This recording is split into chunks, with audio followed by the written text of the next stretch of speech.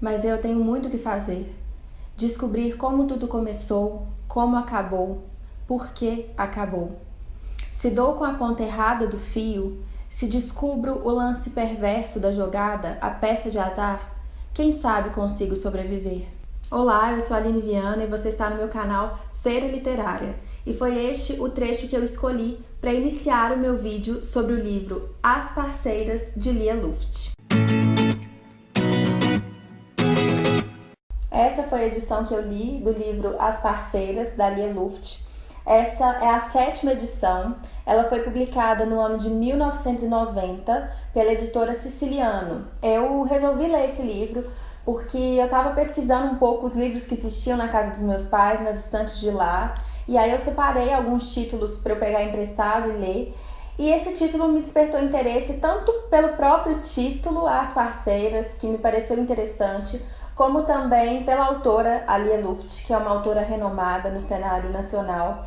E, salvo engano, eu nunca havia lido uma obra dele, então eu pensei que seria uma boa oportunidade para começar. Esse, aliás, é o primeiro romance escrito pela Lia Luft e foi publicado na década de 80, mais precisamente no ano de 1980. Bom, o livro é dividido em 7 capítulos e cada um recebe o nome de um dia da semana. Então, começa no domingo e termina no sábado, e é como se fosse um diário escrito pela protagonista durante essa semana. E é um diário em que ela relembra, ela rememora vários acontecimentos importantes na sua vida e na sua trajetória familiar durante esse tempo. Então, o leitor, a gente tem um contato com as memórias da protagonista, ou com as coisas que ela julga que foram importantes no passado dela, com as coisas que ela não quis esquecer, ou com as coisas que ela deixou esquecidas por um tempo, mas quis rememorar nesse momento de vida que ela está vivendo. Então, o livro é um livro de rememoração, de flashbacks,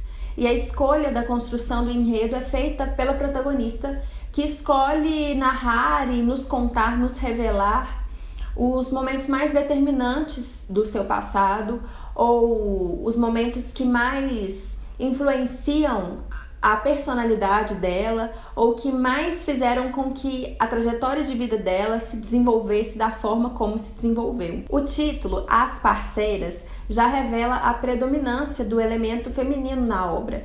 E, de fato, esse é um livro que trata muito do ponto de vista e da perspectiva das mulheres de várias idades. Pelo fato de a protagonista ser uma mulher, o ponto de vista retratado é o feminino. Os dilemas e os dramas traçados são dramas vividos principalmente por mulheres. E o livro trata, sob o ponto de vista da mulher, sobre várias questões polêmicas, delicadas e profundas, como casamento, como imposições sociais, sexualidade, religiosidade, solidão, loucura. E assim, não é nem um pouco um livro leve, muito pelo contrário, é um livro bastante pesado, muito denso e muito dolorido em vários trechos, em vários pontos. O livro é narrado em primeira pessoa por uma mulher, como eu falei, que é a Anneliese, a protagonista. E logo no início, a Anneliese conta a história da vida da sua avó, Catarina, que é filha de uma alemã que resolveu vir para o Brasil, passar aqui um tempo. E a Catarina se casou aos 14 anos de idade.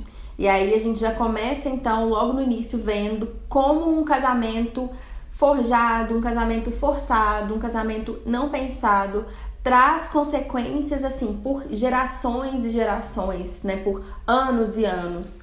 E, como eu falei, a Catarina se casou aos 14 anos de idade, numa época de vida em que ela mal sabia o que era casamento, mal sabia de onde vinham os bebês, como os bebês nasciam, porque esse era um assunto que ninguém conversava com ela. Então, ela foi forçada a entrar nesse casamento. O marido dela, que é o avô da protagonista, Anneliese, era um homem super bruto, ignorante, que não tratava a esposa com respeito. Isso desencadeou sérias consequências, não só para a Catarina, avó da Anneliese, como também para as mulheres que vieram depois dela, nas outras gerações. Bom, o casamento de Catarina, como era de se esperar, foi super traumático. Ela se sentia constantemente violada pelo marido, super desrespeitada enquanto indivíduo, enquanto mulher, enquanto ser humano. E como consequência disso, ela desenvolveu uma espécie de pânico, uma espécie de melancolia e de depressão, não só em relação ao marido, como também em relação à vida. Como resultado, ela desenvolveu uma profunda melancolia e acabou criando um mundo paralelo onde ela pudesse se refugiar. E aí a Catarina foi morar no sótão de casa e mandou decorar esse sótão como se fosse um quarto de menina, de criança mesmo, porque ela realmente teve a sua infância interrompida. Quando ela se casou, ela deixou assim, o quarto dela tinha bonecas de porcelana com que ela brincava. E aí ela pediu para que o sótão fosse a reconstrução de um quarto de menina. Ele era todo branquinho, todo clarinho. E foi nesse sótão que ela foi se abrigar. E ela passou a viver no sótão, ainda quando era casada. E até o final da sua vida ela ficou morando nesse sótão da casa. Era um mundo particular, era um universo paralelo que ela criou para se proteger da realidade na qual ela estava inserida. E foi num contexto horrível do casamento e totalmente sem amor e sem respeito que Catarina engravidou algumas vezes. Ela chegou a ter alguns abortos, mas nasceram 4 filhas, todas mulheres. E diziam até para Annelise que inclusive os abortos tinham sido abortos de bebês mulheres. Bom, as 4 filhas que a Catarina teve foram Beatriz, a mais velha, que era super beata, Dora, que era uma artista, uma pintora super interessada pelas artes e mais exuberante, Norma, que era a mãe da Annelise, e uma caçula que nasceu muito tempo depois, 20 anos depois da Norma, que nasceu com problemas mentais. O que conecta o leitor com cada uma dessas personagens é a visão de uma mulher, a visão da Annelise, que é quem narra o livro, e por essa visão a gente vê que essa mulher tem sentimentos e ressentimentos em relação a esse grupo familiar. Logicamente, uma família formada assim por tantas mulheres reforça o protagonismo feminino na trama.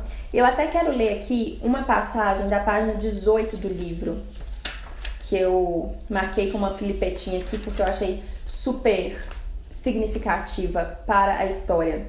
Abre aspas. Éramos uma família de mulheres doidas, segundo tia Dora. Pelo menos uma família de mulheres, na qual os poucos homens entraram pelo casamento. Então, assim, os homens têm uma importância muito secundária na obra e é como se eles existissem só porque eles precisam existir para que nasça uma mulher.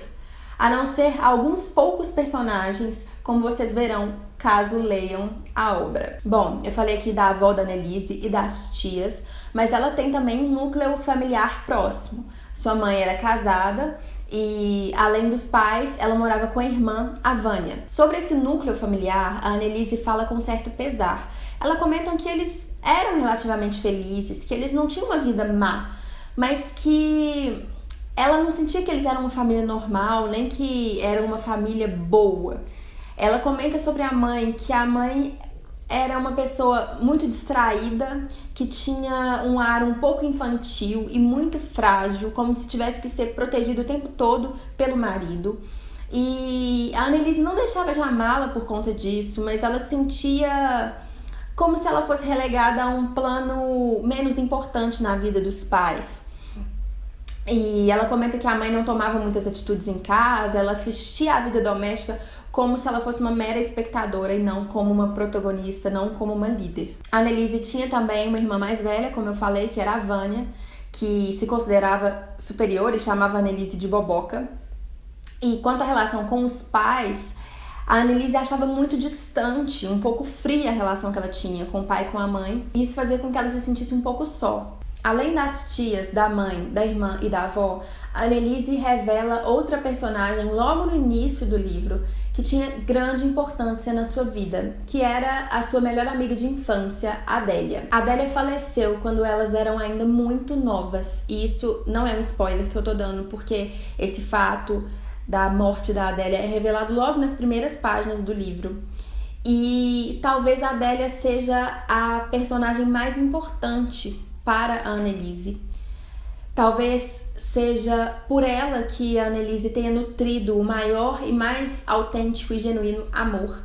Era um amor de criaturas inocentes, era um amor puro, era um amor muito verdadeiro e muito intenso. Então, assim, já dá pra vocês imaginarem a dor que a Annelise teve com a perda da amiga e quão pesado é no livro o trecho que fala da morte e cada passagem em que a Annelise relembra a amizade que tinha com a Adélia. E para vocês não falarem que eu falei tudo, que eu dei detalhes demais aqui no vídeo, eu não vou falar como que foi a morte da Adélia, como foi que ela faleceu. Então, se vocês quiserem saber, vocês vão ter que ler o livro.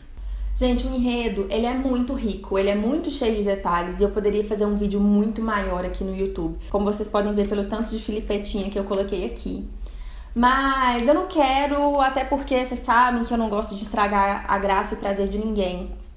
Mas é um livro assim que eu não achei uma leitura leve. Se você estiver procurando uma leitura leve, não é um livro que eu recomendo. Mas foi um livro muito bom.